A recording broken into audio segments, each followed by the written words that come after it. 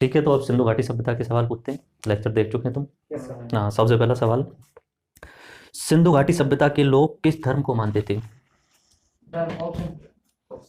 Option, ये बड़ी problem आ गई। ऑप्शन ऑप्शन नहीं है, सर हिंदू धर्म को मानते हैं। किसी भी धर्म को नहीं मानते थे। ठीक चलो है, शिव धर्म की जो प्रतिमा मिली है देखो शिव जी की प्रतिमा मिली है, उससे माना जाता है कि पशुपतिनाथ जो है उस समय पूजा की जा सकती थी उस समय। फिर भी धर्म नहीं है वहाँ पे। धर्म का मतलब पूरे रिचुअल्स कर्म कांड जो है वो है नहीं उसमें। ठीक है, वहाँ पे ना ही कोई हवन यज्ञ का कोई वो मिला है ऐसा अवशेष, ना ही कोई मंदिर के अवशेष मिले हैं, और ऐसे कोई अवशेष मिले नहीं है जिससे लग रहा है कि यहाँ पे मूर्तियों की द्वारा पूजा की जाती हो। फिर भी शिव जी को, उस मूर्ति को देख के, वो मूर्ति इस तरीके से, एक व्यक्ति है इस तरीके से बैठे हुए हैं और उनके सींग भी लगे हुए हैं। ठीक है, और उनके पास में पशु हैं। इधर की साइड में एक सींग वाला है, इधर की साइड में एक गेड़ा है। ठीक है, ऊपर की साइड में एक शेर है। इस तरीके से चार ये सील है पूरी, यानी ठीक है सील पे पूरे, तो इसे बोलते हैं पशुपतिनाथ। और हमारे हिंदू धर्म में भी उसे शिव जी को पशुपतिनाथ ही माना जाता है। नेपाल में सबसे बड़ा मंदिर है, क्या नाम से? काठमांडू। क्या नाम है? पशुपतिनाथ का मंदिर, शिव जी का सबसे बड़ा मंदिर है वो। सिंधु घाटी सभ्यता का कोई धर्म नहीं है। अगर पूछा जाए पूजा किसकी करते थे, पूजा किसी की करते थे, तो तीन तीन चीज कर सकते हो आप। एक तो वहां पे मातृ देवी की मूर्ति मिली है, मातृ देवी की ऐसी मूर्ति मिली है जिससे लग रहा है कि हाँ ये औरतों की, यानी मातृ सत्तात्मक जो सत्ता थी, और मातृ देवी की पूजा करते थे। ठीक है, और एक मिलती है प्रकृति की पूजा करना। ठीक है, और तीसरा आप मान सकते हो पशुपतिनाथ। तो ये याद रखना है, कौन सा धर्म है? कोई धर्म नहीं है। बाकी अगर स्पेशली पूछा जाए कि किन किन की पूजा नहीं करते थे, तो अगर तीन ऑप्शन दे दिया और चौथा जो ऑप्शन देगा उसी पे आपको ट्रिक लगा देना है। ठीक है, मतलब मातृशक्ति की पूजा करते थे, वहां पे ऐसी मूर्तियां मिली है जिनसे लग रहा है कि हमें मातृशक्ति, यानी अपना अभी सब जो पितृसत्तात्मक समाज है उस समय मातृसत्तात्मक समाज था। प्रकृति की पूजा करते हैं, और पशुपतिनाथ की। ठीक है, ये हुआ पहला सवाल। तो पूछा जाए कोई धर्म है क्या? नहीं है। मंदिरों के कोई अवशेष मिले? नहीं मिले कोई मंदिर के अवशेष। अच्छा, सिंधु घाटी सभ्यता की लिपि कौन सी है? हमें ज्ञात है या नहीं हमें नहीं पता? तो ऐसा ऐसा समय जिस समय कोई लिपि तो थी लेकिन हम उसे पढ़ नहीं पाए, तो उसे क्या बोलते हैं? समय जिसमें लिपि है लेकिन हम उसे पढ़ नहीं पाए, उसे बोलते हैं आद्य ऐतिहासिक। आद्य ऐतिहासिक का पहला वाला होता है प्राग ऐतिहासिक। प्राग का मतलब होता है प्री, प्री यानी समय से पहले। ठीक है, इतिहास के लिखने से पहले। आद्य ऐतिहासिक का मतलब आधा। ठीक है, यानी शुरुआती समय। लिपि शुरू हो गई लेकिन हम उसे पढ़ नहीं पा रहे हैं, तो क्या हो गया? आद्य ऐतिहासिक काल। और ऐसा समय जिसमें लिपि है और उसे हम पढ़ पा रहे हैं, तो क्या है? ऐतिहासिक काल। तो लिपि जो कैसी है वो अभी अज्ञात है, अज्ञात है, और उसका अभी नाम बोला जाता है बुष्टोपीदन। बुष्टोपीदन का हिंदी में अर्थ है भाव चित्रात्मक लिपि। हाँ, भाव चित्रात्मक लिपि मतलब ये है कि चित्रों के द्वारा लिपि लिखी जाती थी। जैसे अभी इस समय चाइनीज जो अपनी लिपि है उसमें भी चित्रों का यूज किया जाता है। हमारी जो लिपि है उसमें चित्र नहीं थी, हमारी लिपि में शब्द यूज किए। कुछ उस समय चित्रों का यूज किया जाता था, कहीं कबूतर, कहीं कौए का, कहीं शेर का, तो उनसे शब्द का कोई मतलब होता हुआ उस सिग्नल का कि इसका। अभी तक 450 शब्द मिल चुके हैं, 450 से ज्यादा चित्र मिल चुके हैं, अलग अलग अलग अलग चित्र मिल चुके हैं जिनसे पता, हाँ सिंबल्स 450 से ज्यादा मिल चुके हैं, लेकिन पढ़ा नहीं जा चुका है। एक IAS अधिकारी हैं, आई महादेवन नाम है उनका, वो इसके बारे में बहुत ज़्यादा रिसर्च कर रहे हैं। बहुत ज़्यादा हो सकता है आगे आने वाले समय में पता चल जाए। इसका पता चलने का फायदा कारण ये हो सकता है क्योंकि देखो उस समय जो सिंधु घाटी सभ्यता के लोग थे ना भारत, और उसी समय पे मेसोपोटामिया सभ्यता थी इराक ईरान में, वहाँ की जो लिपि है वो पढ़ी जा चुकी है। नहीं सेम नहीं थी, अलग थी। वहां की लिपि पढ़ी जा चुकी है, लेकिन ये लोग उनके साथ में व्यापार करते थे, तो कंपैरिजन करके उसे समझने की कोशिश की जा रही है। एक समय ऐसा भी आएगा 5-10 साल में जब वो पढ़ी जाएगी, और पढ़ी जाएगी तो उस समय को क्या चेंज कर देंगे, आद्य ऐतिहासिक काल को क्या बोल देंगे? ऐतिहासिक काल हो जाएगा। और जो हम आज के टाइम पे एजम्पशन लगा के बैठे हैं कि ऐसे मरे, ऐसे पैदा हुए, ये करते थे, सब बदल जाएगा, सब कुछ बदल जाएगा। क्योंकि तब तो ओरिजिनली पता चल जाएगा हमें क्या हो रहा है। अभी तो अनुमान लगा रहे हैं हम, जो दिख रहा है उसमें बस कोई खिलौना दिख गया तो उसके हिसाब से अनुमान लगा लिया, बच्चे खेल रहे थे। हाँ, जो भी है कोर्स चेंज हो जाएगा। सबसे अच्छी बात, कोर्स चेंज हो जाएगा। अच्छा, सिंधु घाटी सभ्यता में नृत्य करती लड़की की मूर्ति कहाँ मिली है? मोहन जोदड़ो में। चलो एक बार मैं मैप बना देता हूँ तुम्हारे लिए। ठीक है, ठीक है। इसके पास में यहाँ पे कौन सा देश है? कैसी शक्ल है उसकी? कैसी शक्ल है उसकी? ये ऊपर वाला देश कौन सा है? अच्छा, कल मैंने आपको 2 बंदरगाह बताए थे। यहाँ पे बन रहा है पाकिस्तान में, कराची के पास में, उसका क्या नाम बताया था? ग्वादर बंदरगाह। कौन बना रहा है? चाइना बना रहा है, चाइना पाकिस्तान इकोनॉमिक कॉरिडोर। ठीक है, ऐसे ही इधर की साइड में ईरान है। ईरान पे कौन सपोर्ट कर रहा है यहाँ? क्या नाम है उस बंदरगाह का? चाबहार परियोजना। ठीक है। अच्छा, जो चीन जो पूरा इसे बनवा रहा है पाकिस्तान में, ये किस बड़े भाग का हिस्सा है वन बेल्ट वन रोड का? One belt one road, silk route का हिस्सा है सीपीसी, बताया नहीं मैंने। चीन अपने वहां से इधर पूरा मध्य एशिया से फिर यूरोप तक रोड बनवा रहा है, रोड भी बनवा रहा है और रेल लाइन भी बनवा रहा है, दोनों ही चीज काम कर रहा है वो, ठीक है। और उसी को हिस्सा बनाने के लिए पाकिस्तान के लिए उसने 44 अरब डॉलर का लोन दिया है, पाकिस्तान से लेके और यहाँ तक के लिए वो CPEC, Pakistan China Pakistan economic corridor, China Pakistan आर्थिक गलियारा बना रहा है। तो इसमें सबसे इंपॉर्टेंट जो नदी बताई थी मैंने, वो कहाँ से निकलती है, सिंधु। कहाँ से निकलती है, सर ये मानसरोवर से निकलती है। मानसरोवर झील से निकलती है, कश्मीर में होते हुए पाकिस्तान के पंजाब में और कराची के पास में जाते हुए अपनी कौन सी खाड़ी मिल जाती है, अरब की खाड़ी में जाके मिल जाती है। इसकी और 5 सहायक नदियां हैं वैसे तो, झेलम, चिनाब, रावी, ब्यास और सतलज। उसमें सबसे इंपॉर्टेंट रावी, रावी के किनारे कौन सा शहर मिला था, हड़प्पा। रावी यहाँ से निकलती है हिमाचल प्रदेश के पास में से, ठीक है। ये रावी देख देता हूं मैं नाम, रावी, ठीक है। तो अभी शहरों के नाम देख लो दोबारा से। एक तो मैंने बताया था पहला यहाँ पे, क्या नाम है उसका, हड़प्पा, पहला शहर जो है उसका नाम क्या है, हड़प्पा। उसके बाद में सिंधु घाटी नदी के किनारे यहाँ पे कौन सा है ये, मोहन, क्या मतलब होता है मोहनजोदड़ो का, मृतकों का टीला। ऊपर की साइड में यहाँ पे उत्तर का कौन सा स्थल है, मांडा, भूल गए, वीडियो नहीं देखी, देख लेंगे दोबारा। उसके बाद में यूपी में कौन सा है, आलमगीरपुर, ठीक है। उसके बाद महाराष्ट्र में कौन सा है, महाराष्ट्र में साउथ की बात कर रहे हैं, दायमाबाद। कौन से राज्य में है ये, और आलमगीरपुर कौन से राज्य में है। अच्छा, इधर की साइड में यहाँ पे मैंने एक और स्थल बताया था, सुतका गेंडोर कौन से राज्य में है ये, बलूचिस्तान को अलग करने की मांग चल रही है, क्यों चल रही है, यहाँ पे पाकिस्तान के आधे से करीब आधा क्षेत्रफल यानी 40% क्षेत्रफल बलूचिस्तान में आता है। कितने राज्य पहले ये बताओ, 4 राज्य हैं, पंजाब, सिंध, बलूचिस्तान और NWFP, north west frontier province. तो इस वाले जो बलूचिस्तान वाले क्षेत्र में सबसे ज्यादा खनिज मिलते हैं और उनका क्षेत्रफल भी बहुत ज्यादा है, लेकिन वहाँ के लोगों पर पाकिस्तान की सरकार एक तरीके से अत्याचार करती है, वहां से खनिज निकाल लेती है और उन लोगों के लिए कुछ भी नहीं देती, गरीबी यानी गरीब छोड़ देती है, ठीक है। तो शोषण हो रहा है, तो वो लोग अपने अलग देश की मांग करते हैं। भारत में भी अलग अलग राज्य बने, जैसे झारखंड बना है, किस राज्य से अलग होकर बना, झारखंड बिहार से, छत्तीसगढ़ MP से। तो इनके अलग होने का कारण क्या था, जैसे झारखंड है, मैं बता रहा हूँ, झारखंड है जो वो बिहार से अलग हुआ, झारखंड में बहुत ज्यादा खनिज मिलते हैं, वहाँ पे पर्वतीय इलाका, पठारी इलाका ज्यादा है, छोटा नागपुर वहीं पे पड़ता है, कोयला वगैरह और बहुत सारे खनिज मिलते हैं। बिहार का जो मेन राज्य है, जमीनी समतली इलाका है ऊपर वाला, वो उस खनिज को निकाल के अपने बिहार वाले समतली मैदानी इलाके के विकास में यूज कर लेते थे, जबकि वो जो क्षेत्र है झारखंड वाला वो एक तरीके से पिछड़ा रह गया था, तो उसे विकास करने के लिए एक अलग से ही राज्य बनाना पड़ा था झारखंड, ठीक। इसमें मांडा, आलमगीरपुर, दायमाबाद, सुतका गेंडोर, हड़प्पा और मोहनजोदड़ो। उसके बाद राजस्थान में भी कोई जगह है, क्या नाम है उसका, और एक हरियाणा वाली जगह है राखीगढ़ी,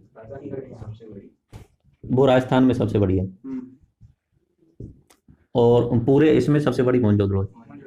हाँ, और सबसे पुराना कौन सा बताया था मैंने, मेहरगढ़। कहाँ पे बताया था, बलूचिस्तान में, मेहरगढ़। सबसे पुराना कौन सा है, मेहरगढ़, ठीक है। तो अभी मैंने सवाल पूछा था आपसे कि सिंधु घाटी सभ्यता में नर्तकी की मूर्ति कहाँ मिली, मोहनजोदड़ो। ज्यादातर आंसर आपको यही मिलेंगे मोहनजोदड़ो वाले, कोई भी अवशेष मिलेगा उसमें मोस्ट ऑफ दी आंसर्स मिलेंगे मोहनजोदड़ो के, 60% के आसपास। अच्छा, ये बताओ सिंधु घाटी सभ्यता के लोग किस धातु का प्रयोग करते थे, तांबे का और कांसे का भी होने लगा था, लोहा का उपयोग होता था। इसमें ऑप्शन दिया हुआ है, वो सवाल दिया हुआ है, सिंधु घाटी सभ्यता के लोग किस धातु का प्रयोग नहीं करते थे, तो उसमें एक लोहा ऑप्शन दिया है, तो आंसर लोहा हो जाएगा, ठीक है। लोहा मजबूत होता है या कमजोर होता है, लोहा मजबूत होता है, तभी वहां के लोग शांति प्रिय थे। अच्छा, हड़प्पा सभ्यता का उत्कर्ष काल कौन सा है, 2350 से 1750 BC, ठीक है। वीडियो भी रिकॉर्ड हो रही है, तुम उस चीज का थोड़ा ध्यान रखा करो। 2350 से उत्कर्ष बोला है मैंने, उत्कर्ष का मतलब ऐसा समय जब वो अपनी जवानी पे था, पीक समय जिसे बोल सकते हैं उत्कर्ष काल, ठीक है। तो ये समय ऐसा था जिस समय अपनी जो सिंधु घाटी सभ्यता थी वो अपनी टेक्नोलॉजी के, व्यापार के और जितने भी उद्योग धंधे सबके चरम पे थी, ठीक है। तो ये समय था, सबसे अच्छे समय तक रह रहे थे। उससे पहले तो शुरुआत हुई थी उनकी, माना जाता है मेहरगढ़ जो है वो उसकी शुरुआत 7000 BC में हो गई थी, उसे भी सिंधु घाटी सभ्यता का हिस्सा माना जाता है। ये वाला मेहरगढ़, सबसे पहले कृषि का अवशेष कहाँ मिलते हैं, मेहरगढ़ में मिलते हैं, ये सबसे पुराना वाला है सिंधु घाटी का। लेकिन ओरिजिनली 2350 से और 1750 के बीच में सही समय माना जाता है सिंधु घाटी। कितने समय हुए से, कुल कितना समय हो गया ये उत्कर्ष काल का? 600 नहीं हुए क्या? 600 साल हुए नहीं हुए? 2350 से 1750 वापस आएंगे तो कितने हो गए? 300 तो ये घटे और 300 600 हो गए, 350 और अरे 250 हो गया, 350 तो हो गया, 600 हो गया। हाँ, तो फिर इतना क्यों गोल्डन पीरियड है। बस ठीक है, तुम ज़्यादा मत सोचा करो, कभी कभी इंग्लिश निकल के आ जाती है अंदर से।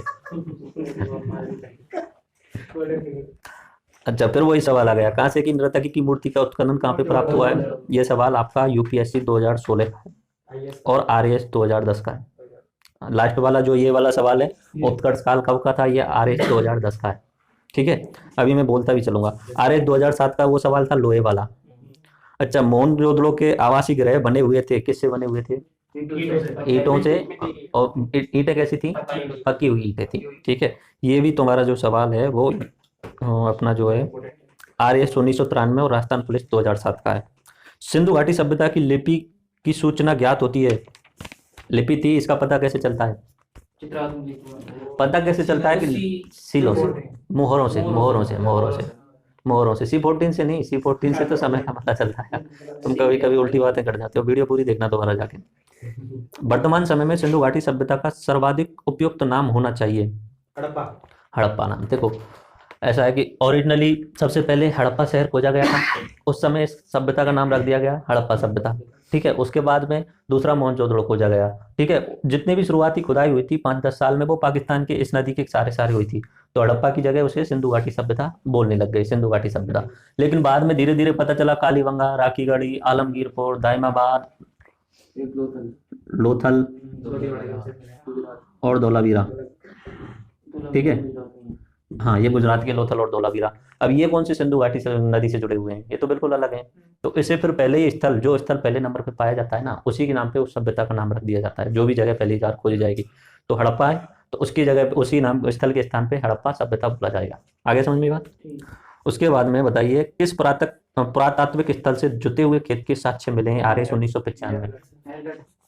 मेहरगढ़ से तो सबसे पहले कृषि के अवशेष मिले हैं। ठीक है, अपने राजस्थान में कालीबंगा, मैंने वीडियो में बताया था स्पेशली, ये सब चीजें वीडियो में स्पेशली बताया था। कालीबंगा से जुते हुए खेतों के अवशेष मिले हैं। हड़प्पा सभ्यता के लोग किसकी पूजा करते थे? तो ऑप्शन दिए होंगे, 3 ऑप्शन बता दो तुम तो। एक तो हाँ, मातृ देवी की, दूसरा अपना प्रकृति देवी की, और तीसरा पशुपतिनाथ की। तीनों में से कोई सा भी हो उस पर आप टिक लगा देना। अच्छा, अगला सवाल, मोहनजोदड़ो व हड़प्पा सभ्यता की पुरातात्विक खुदाई के प्रभारी कौन थे? बता चुका हूं मैं, दैट वे जॉन मार्शल थे। John Marshall 1921। तो वो खुदाई कब हुई थी हड़प्पा और मोहनजोदड़ो की? 21-22 में तो हुई है। तो मोहनजोदड़ो की जब और हड़प्पा की जब खुदाई हुई थी, तो उस समय ASI यानी आर्कोलॉजिकल सर्वे ऑफ इंडिया, पुरातत्विक विभाग के जो अफसर से अधिकारी थे वो जॉन मार्शल थे। कनिंगम ने तो शुरुआत की थी 1865 में यार, मैंने बताया नहीं? ASI की जो शुरुआत करवाई थी अलेक्जेंडर कनिंगम ने कराई थी। वीडियो पूरी नहीं देखी तुमने? पूरा ध्यान करके अगली बार वीडियो देख लेना पूरी। ठीक है, उस समय तुम्हें पूरी कहानी बताई थी मैंने। 2 भाई थे, हाँ, और रेल लाइन के बिछा रहे थे अमृतसर से पंजाब और लाहौर के बीच में। वहाँ बीच में हड़प्पा नाम की जगह मिली, वहाँ पे जो मिट्टियाँ थी उन्होंने उन्हें खोद खोद के अपनी रेल लाइन में यूज कर लिया। अलेक्जेंडर कनिंगम को पता चला, उन्होंने बोला भी था कि चलो इसके लिए कुछ करते हैं, पर सरकार ने उस बात को दबा दिया गया। फिर एक नई ASI archaeological survey of India बनाया गया उस व्यक्ति के कहने पे, कनिंगम के कहने पे। फिर वो धीरे धीरे उसने 1921 तक आते आते पहली बार शुरुआत की है इस साइड में खुदाई करने की। ठीक है, अच्छा, लोथल एक महत्वपूर्ण व्यापारिक केंद्र था कौन सी सभ्यता का? ये RAS 2003 में कैसे पूछ लेते हैं ऐसे सवाल। कौन सी सभ्यता का था लोथल? तब हड़प्पा का था। अच्छा, उसके बाद कौन सा कथन सिंधु घाटी सभ्यता में मात्र सत्तात्मक समाज का प्रमाण देता है? Second grade teacher 2009। मातृ देवियों की पूजा, मूर्ति मिली है ना, तो मातृ देवियों की पूजा, उससे पता चल रहा है कि मात्र सत्तात्मक समाज था। अच्छा, कौन सी सभ्यता हड़प्पा सभ्यता की समकालीन थी? अभी बताया ना सर आपने, मेसोपोटामिया। उसके साथ साथ में मिस्र की सभ्यता भी उसी समय की थी। मिस्र की सभ्यता सुना है? हाँ, बाकी मैं तुम्हें बता चुका हूँ 6 सभ्यताएं जो सबसे इंपॉर्टेंट हैं। पूर्व की सभ्यताएं 3 और पश्चिम की 3 सभ्यताएं। पश्चिम में मिस्र की बताई थी, यूनान की बताई थी और रोम वाली बताई थी। मिस्र अफ्रीका में, यूनान और रोम यूरोप में। भारत की मेसोपोटामिया की और चीन की 3 अपनी पूर्व वाली बताई थी, पूर्वी सभ्यता। ठीक है, अच्छा, इसमें जो सबसे बड़ा जो आकृति की इमारत मिली है वो कौन सी है? 2 खंडी मकान मिले। सर वो मिला है हड़प्पा कालीन सभ्यता में जो सबसे बड़ी आकृति का स्थल जो मिला है स्विमिंग पूल मिला है। स्विमिंग पूल, स्नानागार, बृहत स्नानागार, उसका आकार बहुत ज्यादा है। मैंने लास्ट वीडियो में तुम्हें आकार बताया था उसमें। अच्छा, मानव ने किस धातु का प्रयोग सर्वप्रथम किया? तांबे का। उससे पहले क्या यूज करता था वो? पाटा, बाटा, पत्थर। ठीक है। किस सैंधव सभ्यता में अग्निकुंड के साक्ष्य मिले हैं? हाँ पूजा करते थे इसमें मिला है कालीबंगा। कालीबंगा का दो याद रखना, एक तो अग्निकुंड मिले हैं इसमें, दूसरा इसमें अपने जुते हुए खेतों के अवशेष मिले हैं। हाँ ठीक है। अगला सवाल आरआरबी भोपाल और मुंबई टेक्निकल में पूछा गया है। मोहनजोदड़ो को किस अन्य नाम से जाना जाता है? मृतकों का टीला। किस पशु के अवशेष सिंधु घाटी सभ्यता में प्राप्त नहीं हुए? इसका आंसर क्या होगा? गाय। ठीक है। अब गाय क्यों होगा, ये समस्या बाहर है, क्योंकि बैल जब मिला है तो गाय तो मिलनी चाहिए। वैसे मूर्खतापूर्ण सवाल है, ऐसे लॉजिकल। अब इसे पूरा तो अनुमान के आधार पे चल रहा है, पूरा पूरा सिंधु घाटी सभ्यता है। ऐसे थोड़ी है कि हर चीज के अवशेष मिल गए हों उसे ही पक्का मान लिया होगा। जब बैल के अवशेष मिल रहे हैं तो गाय के भी मिलेंगे, निश्चित सी बात है। बैल कहाँ से मिल जाएगा बिना गाय के? बैल बैल पैदा कर सकता है? कोई मतलब ही नहीं है सवाल का। फिर भी होते हैं कुछ मूर्ख एग्जामिनर जो ऐसा कुछ पूछ सकते हैं। सिंधु घाटी सभ्यता की विकसित अवस्था में किस स्थल से घरों में कुएं के अवशेष मिले हैं? ये इंपॉर्टेंट है, ये याद रखना। हाँ, मोहनजोदड़ो में घरों में कुएं, हाँ कुएं के अवशेष मिले हैं मोहनजोदड़ो। आप आंसर लिख लीजिए इसका, मोहनजोदड़ो कुएं के अवशेष। अगर तुम्हारी पुरानी वीडियो हो तो उसमें पुराना जो नोट्स हो उसमें लिख लेना। भारत में खोजा गया सबसे पहला प्राचीन शहर था हड़प्पा। कब खोजा गया था? 1921 में। किसने खोजा था? कौन अंग्रेज अधिकारी अफसर था? John Marshall. ठीक है। सिंधु घाटी सभ्यता की खोज निकालने में जिन दो व्यक्तियों का बहुत योगदान था, भारतीय व्यक्तियों का, दयाराम साहनी और राखलदास बनर्जी। आर.डी. बनर्जी ने कौन सा स्थल खोजा था? हड़प्पा खोजा था दयाराम साहनी ने, और आर.डी. बनर्जी ने, राखलदास बनर्जी ने खोजा था मोहनजोदड़ो। 1921 में हड़प्पा, 1922 में मोहनजोदड़ो। ठीक है। उसके बाद में सैंधव सभ्यता में ईंटों का अलंकरण किस स्थान से मिलता है? ये भी इंपॉर्टेंट है। नहीं, ईंटों का अलंकरण का मतलब ईंटों पे थोड़ी बहुत आकृति वगैरह, अच्छा ईंटों को थोड़ा बहुत सजा के रखना, तो ये कालीबंगा में ईंटों का अलंकरण मिलता है। ठीक है। तो कालीबंगा बहुत ज्यादा इंपॉर्टेंट हो जाती है उस तरीके से। और अपना राजस्थान का अगर कोई एग्जाम है तो उसमें कालीबंगा तो ऑटोमेटिक इंपॉर्टेंट हो जाती है। राजस्थान में तो है ही कालीबंगा, अभी तहसील है कालीबंगा इस समय। सिंधु घाटी सभ्यता की मुद्रा में किस देवता के समतुल्य चित्रांकन मिलता है? आद्य शिव। विष्णु कोई नहीं है वहां पे, आद्य शिव, शिव। हाँ, पशुपतिनाथ भोले, अपने बाहुबली का भोले। सिंधु घाटी सभ्यता में बृहत स्नानागार पाया गया है। ये आरआरबी कोलकाता का सवाल है। अच्छा सुनो, आरआरबी का नया सवाल। हड़प्पावासी किस वस्तु के उत्पादन में सर्वप्रथम थे? कपास की उत्पादन किया जाता था। ठीक है, उसमें सबसे ज्यादा। किस पदार्थ का उपयोग हड़प्पा काल की मुद्राओं के निर्माण में प्रमुख रूप से किया गया है? मैं बता चुका हूँ। मुद्राएं जो बनाई गई हैं ना, नॉर्मली मोहरें जो बनाई गई हैं, वो तो मैं उस समय भी बताया था। सेल खड़ी को, हाँ खड़िया बोलते हैं, खड़िया। वो एक तरीके से मिट्टी का थोड़ा सा कठोर रूप होता है। हाँ। हड़प्पा सभ्यता किस युग की सभ्यता मानी जा सकती है? आद्य ऐतिहासिक काल। और अगर इसे पदार्थों के, तो वो उसके जो यूज किए जाते थे पदार्थ कौन कौन से, लोहा तांबा, उसके हिसाब से तो कौन सी मानी जाएगी? कांस्य युगीन सभ्यता। ताम्रयुगीन शुरुआत में, उसके बाद में कांसा की खोज हो गई तो कांस्य युगीन सभ्यता। हड़प्पा सभ्यता के सर्वप्रथम खोजकर्ता कौन थे? दयाराम साहनी। सिंधु घाटी सभ्यता के लोगों का मुख्य व्यवसाय क्या था? व्यापार। उस समय बताया था, भूल क्यों जाते हो? व्यापार करना। सिंधु घाटी सभ्यता का मेन काम था व्यापार। दूसरे नंबर पे आता था खेती और पशुपालन, पहले नंबर पे व्यापार था। अच्छा, ये सभ्यता कैसी थी हड़प्पा सभ्यता? नगरी शहर सभ्यता थी। हड़प्पा सभ्यता के लोगों की सामाजिक पद्धति कैसी थी? सामाजिक पद्धति यानी में तो मैं जब वो बताए थे ना, दक्षिणपंथी, वामपंथी, कांग्रेस, समतावादी चाहते हैं सभी लोग बराबर रहें। समतावादी समाज था उस समय, ज्यादातर लोग समान थे। एगैलिटेरियन सोसाइटी थी उस समय, ज्यादातर लोग समान थे। कुछ एक लोग ही अगर ऊपर रहते थे, उनका हो सकता है कि अमीर रहे हों, बाकी ज्यादातर पूरी सभ्यता के लोगों के पास ऐसा था नहीं, किसी के पास ज्यादा पैसा हो, ज्यादा कम पैसा हो, ज्यादातर लोगों के पास समान सुविधाएं थी। तो इसका आंसर होगा उचित समतावादी समाज था, मैंने वीडियो में बताया था। हड़प्पा के मिट्टी के बर्तनों पर सामान्यतः किस रंग का उपयोग किया जाता था? लाल मिट्टी के। सिंधु घाटी सभ्यता के लोग विश्वास करते थे पितृशक्ति में, मंत्र शक्ति में। सिंधु घाटी सभ्यता को किस युग में रखा जा सकता है? अब बताओ लिखने पढ़ने के हिसाब से। आद्य ऐतिहासिक काल से। किस पशु की आकृति जो मोहर पर मिलती है इससे ज्ञात होता है सिंधु घाटी सभ्यता और मेसोपोटामिया की सभ्यताओं के मध्य व्यापारिक संबंध थे? बैल की एक मूर्ति मिलती है, उससे पता चल रहा है वहां पे भी उसी तरीके की मूर्ति मिली और यहाँ पे भी, तो पता चल रहा है उनके बीच में व्यापार होता था। अच्छा ये बताओ, घग्गर के किनारे कौन सी सभ्यता बनी थी? घग्गर नदी के किनारे। ये कालीबंगा बनी थी। चलो अब आईएएस लेवल के कुछ क्वेश्चन पूछ लेता हूँ, अगर हो जाए तो ट्राई करना। अगला सवाल 1995 में आईएएस का सवाल है। The word Hindu as reference to the people of Hind India was first used. Hindu शब्द का सर्वप्रथम उपयोग किन्होंने किया था? नहीं, यूनानियों ने नहीं किया था, अरब लोगों ने, अरबी लोगों ने सबसे प्रथम किया था। देखो भारत के नाम के बारे में बता देता हूँ आपको, कितने नाम है भारत के? भारत, इंडिया, एक तो है भारत है, दूसरा है हिंदुस्तान, और तीसरा है इंडिया। अब ये कैसे बने ये पूरे पूरे समझ लो। अब तो रहने दे, मैं ही बता देता हूँ। ठीक है, हाँ आर्यव्रत भी लिख लो, चलो ठीक है आर्यव्रत। बाकी बहुत सारे नाम बोल सकते हैं, ठीक है। भारत जो नाम है वो इसलिए माना जाता है, कोई भरत नाम के कोई राजा रहे थे पुराने समय पे, ठीक है, वो नहीं जो राम के भाई थे वो नहीं, उनसे अलग इन आर्यों के कोई राजा रहे थे भरत, ठीक है। तो भरत के नाम पे इस पूरे वाले ऊपर वाले क्षेत्र का नाम रखा गया था भारत, ठीक है। भरत के नाम पे बोलते हैं, भरत ने अपने राज्य का नाम रख दिया भरत राज्य, उसे भारत बोलने लग गए। ऐसे ही आर्यव्रत, व्रत का मतलब होता है एरिया, ठीक है, आर्य रहने वाला जो क्षेत्र है। मैंने तुम्हें उस सिंधु घाटी सभ्यता वाले लेक्चर में भी बताया था कि बताया जाता है कि इधर की साइड से मध्य एशिया से आर्य आए थे। इस समय पे यहाँ पे जो लोग रहते थे, या तो उन्हें द्रविड़ों को भगा दिया था नीचे की साइड में, या ये सभ्यता पहले ही खत्म हो चुकी थी। दोनों ही हो सकते हैं, पहले भी खत्म हो चुकी होगी, आर्यों के आने से पहले भी खत्म हो सकती है, जरूरी नहीं आर्यों ने भगाया हो, ठीक है। तो वो जो आर्य आए थे वो यहाँ के रुकने के बजाय इस वाले क्षेत्र में पूरे में रहने लग गए, ठीक है। ये पूरा क्षेत्र आर्यों से भर गया था और नीचे की साइड में द्रविड़ आते थे, तो इस पूरे क्षेत्र को क्या बोलेंगे? आर्यभरत।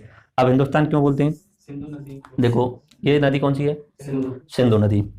सिंधु जो नदी है, और उधर से जो अरबी लोग जो आते हैं, यहाँ पे अरबी लोग हैं सऊदी अरब वाले, Saudi Arab, Oman, Dubai, Kuwait, Iraq, Iran भी अरब में शामिल कर लो थोड़ा सा, ठीक है। तो यहाँ से जो लोग व्यापार करने के लिए आते थे, जो पहली बार मुस्लिम आक्रांताओं ने भारत पे आक्रमण किया था, तो उनके साथ में यहाँ पे रहने लग गए वो। तो वो जो शब्द था वो 7 शब्द को बोल नहीं पाते थे, उनकी जो भाषा होती है वो इसी तरीके से होती है अपनी। बहुत सारे लोग ऐसे होते हैं बचपन से ही जो कोई ना कोई शब्द ऐसा है जिसे बोल नहीं होता है। अब जब मैं छोटा था तब एक शब्द को सा को चा बोलता था, सर मैं अभी बोलता हूँ साको सा को चा बोलता था, सा को चा। और हमारे गांव के कितने कमीने थे लोग, अब मुझसे बोलते थे सुधा बोल।